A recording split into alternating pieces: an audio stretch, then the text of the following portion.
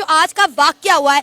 अब आप ये देखें, ये वही इंतहा पसंद लोग थे, अनएजुकेटेड लोग थे जिन्होंने केएफसी को आग लगा दी। अब देखें केएफसी, उन्होंने भाई ने बताया कि यूके का एक ब्रांड है, एक ब्रांच है, लेकिन उसमें ये तो देखें कितने पाकिस्तानी काम कर रहे थे, जिस बेदर्दी से उस केएफसी को आग लगाएगी। आप सोचें तो सही एक बार कि वहाँ पे कोई बड़ा हादसा भी हो सकता था।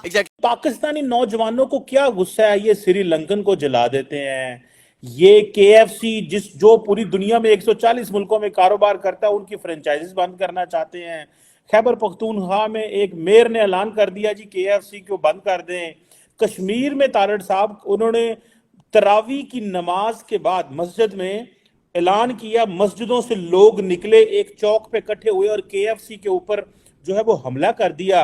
आप बहुत खुशकिस्मत हैं अगर आपने वो मुल्क नहीं छोड़ा था। अच्छा। मैं रात को अपने दोस्तों के साथ बैठ के ये बात कर रहा था, मैं क्या बहन गाली नहीं, मैं क्या ऐसा सीन बना कि मैं अम्मी से बोल रहा था, मैं क्या अम्मी तुम उधर से क्यों आए, क्यों तुम लोग? आप भी इंडिया से माइग्रेट करके? हाँ, मैं इंडिया से माइग्रेट करके आया। मैं क्या उधर से आप आए क्यों? मैं जो उधर रह रहे हैं बड़ी खुशी से रह रहे हैं। मैं कह रहा हूँ काश दोबारा मौका मिले और मैं अपने दादा परदादा को बोल सकूं, भाई जिधर तुसी बैठे सी ना उथे वापस चले जाओ। फिरोजपुर था वहाँ का, इंडिया का शहर है फिरोजपुर। जय हिंद दोस्तों। पाक ऑक्युपाइड कश्मीर में पाकिस्तानी लोगों ने केएफसी का आउटलेट को तहस नहस करते हुए कहा कि केएफसी एक इजरायली कंपनी द्वारा चलाया जाता है और पाकिस्तानी लोग हमेशा से इजराइल का विरोध करता है, और इसी बात को लेकर अमेरिका ने पाकिस्तान पर बड़ी चिंता जताई है। बताता हूँ, अब नो डाउट इन लोगों ने क्या कहता है, इसराइल को बेशक सपोर्ट कर रहे हैं नहीं कर रहे हैं, लेकिन मैं सोशल मीडिया यूज करती हूँ, आप करती हैं, अफजल भाई करते हैं। मैंने अभी तक कहीं पे भी नहीं देखा कि केएफसी ने सोशल मीडिया के जरिए या कहीं ना कहीं शो करवाया कि they are supporting Israel. McDonald's ने करवाया। मेरी बात सुनो मनान, केएफसी जो है वो तो गजा में फूड भेज रहा है और उसकी पिक्चर्स भी हैं हमारे पास कि वहाँ पे कैसे टर्नल के नीचे जो फंसे हुए लोग हैं गजा के, केएफसी ने सपोर्ट करे, उन्हें खाना भिजवा रहा है। मेरी बात सुने ना, अगर आप लोगों ने इस तरह के काम करे तो आप उनको बाइकआउट करो। तारड़ साहब, उधर तो फौज और सियासतदान तो ऐसा ही एफसी लेके बैठे हुए हैं कि हमने दुनिया से इन्वेस्टमेंट लेके आनी है। हम तो किसी के साथ बैठ के काम ही नहीं कर सकते। हमें तो ये पता चला है दुनिया सारी ईसाई है, यहूदी है, हिंदू है, सिख है।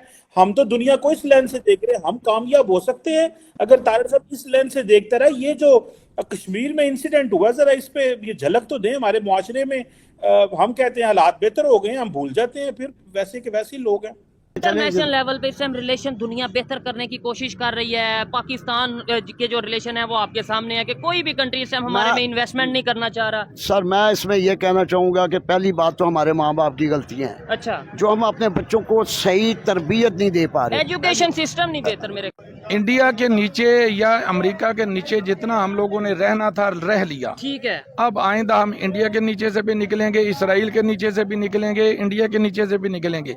आइंदा जो हमारा रिलेशनशिप होगा वो या चीन के साथ या रूस के साथ। दोस्तों आपको बता दें कि दरअसल यह घटना पाकिस्तान के कश्मीर स्थित मीरपुर सिटी में हुई है। यहाँ के लोग ऐसा मानते हैं कि केएफसी इजराइल का समर्थन कर रही है। एक केएफसी रेस्तरां को दंगाइयों ने तहस नहस कर दिया, जिससे आसपास की सड़कों पर हिंसा फैल गई और भीड़ को तितर बितर करने के लिए पुलिस ने कथित तौर पर आंसू गैस छोड़ी। दोस्तों अब इस घटना के बाद पाकिस्तान की बातें विदेशी मीडिया में काफी ट्रेंड कर रही है, क्योंकि कुछ दिन पहले अरेबिक वर्ड्स लिखे कपड़े पहनने के कारण एक महिला को सरेआम हरासमेंट कर दिया गया था और इस बात का रिएक्शन दुबई में भी हो गया था। आपको बता दें कि इस घटना के बाद अमेरिका ने पाकिस्तान पर बड़ा गुस्सा भी जताया है। आपको बता दें कि 1930 में जब कर्नल सैंडर्स ने 40 वर्ष के हो गए, तब उन्होंने आधिकारिक तौर पर केएफसी की शुरुआत की। उन्होंने कॉर्बिन केंटुकी में सड़क के किनारे एक मोटल खरीदा और अपनी दक्षिणी शैली का चिकन परोसना शुरू कर दिया। नहीं कि जलाओ, अगर अल्लाह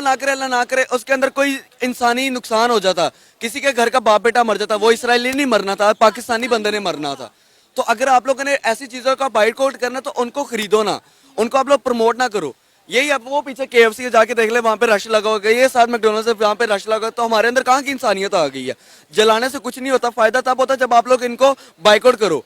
बड़े से बड़ा ब्रांड, अब हमारी हमारा कंट्री चाहता है कि हमारे यहाँ पे फॉरेन इन्वेस्टर्स आए। फॉरेन इन्वेस्टर्स इस तरह के काम को देखे कैसे हमारे मुल्क के अंदर आएंगे? कभी नहीं आएगा। अफजल, आप क्या कहना चाहेंगे? एक तरफ हमारी गवर्नमेंट चाह रही है कि फॉरेन इन्वेस्टर पाकिस्तान में है, दूसरी तरफ पाकिस्तान पर इस तरह के हालात और वाक़या, देखिए एक हमेशा से मुआवजा रहा है अफजल, आज़ाद कश्मीर और जम्मू कश्मीर के दरमियान में, लेकिन आपने कभी इस तरह का कोई इंसिडेंट जम्मू कश्मीर में देखा है? जम्मू कश्मीर के अंदर खून की नदियां बहा दी गई हैं और इंडिया वालों को ये बात तस्लीम कर लेनी चाहिए कि जम्मू कश्मीर पाकिस्तान का हिस्सा है और इंशाल्लाह वो पाकिस्तान में ही आएगा।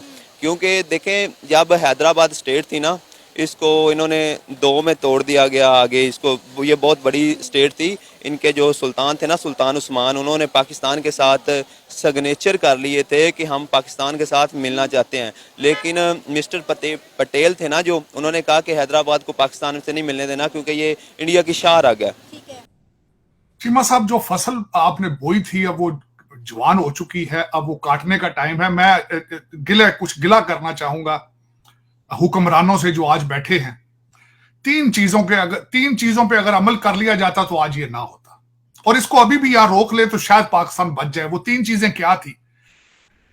फैजाबाद में हथियार ना डाले जाते, लिफाफों में पैसे डालकर ना दिए जाते, फैजाबाद। फिर वजीराबाद हमारी स्टेट हथियार ना डालती, और तीसरा, आज अगर 9 मई के मुजरमान को सजा पहले दे दी जाती करार वाकई, तो शायद ये ना होता। ये तीन इसके जो रीसेंट अभी जिसकी जो वजूहात है। जिस सोसाइटी के अंदर इंसाफ ना हो, मुयसर ना हो, जिसमें सजा जजा का कोई कॉन्सेप्ट ना हो, उस कौम को बार बार वो बार बार मरती है, बार बार जिंदा होती है। दर हकीकत इस्लाम का तड़का जो आपने, इस्लामी टच तो किसी ने जलसे में बड़ी बाद में कहा था, लेकिन इस्लाम का तड़का आपने बड़ा अरसा पहले सदर जियाउल हक ने बड़े प्यार से लगाया था डॉलरों के लिए, और कोई वजह ही नहीं थी, तीसरी वजह ही नहीं थी कुछ। और फिर उसके बाद अब इस वक्त आपकी स्टेट को चाहिए कि उस कारोबार के दरवाजे बंद करें जरा जूतों के साथ, डंडों के साथ, वरना नहीं, ये बंद नहीं होंगे ये, क्योंकि अब ये आपके हाथ भी जला रही है, चेहरा भी जल रहा है आपका।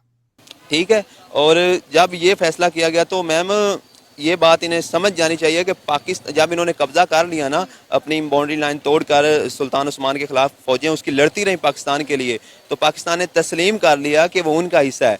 हाँ, मानता हूँ कि उन्हों को जो राजा, आई थिंक दाहिर या जो भी था, उसका नाम सब्ज से कुछ बनता था, उन्होंने की थे इंडिया के साथ, कहते हैं कि हमारे साथ उन्हें सिग्नेचर किए कि हम आपके साथ मिल रहे हैं। लेकिन उस बेस पे हम इन कश्मीर को लेना चाहते हैं जिस बेस पे आपने हैदराबाद को हमसे लिया। हैदराबाद और जो मसरूर है, ये जो है ना, ये सुल्तान टीपू की रियासत थी, और जो इलाहाबाद है और जो हैदराबाद है, इसको तलागाना और आई थिंक एक और शहर में कन्वर्ट कर दिया गया अब। तो इसी तरह ही हम अपने चाहते हैं कि हमारी जो पॉपुलेशन 90% to 95% पॉपुलेशन जो थी वो मुसलमानों की थी, और इंशाल्लाह वो मुसलमान। और आपको वीडियो पसंद आ जाते हैं तो कृपया लाइक और कमेंट कीजिए।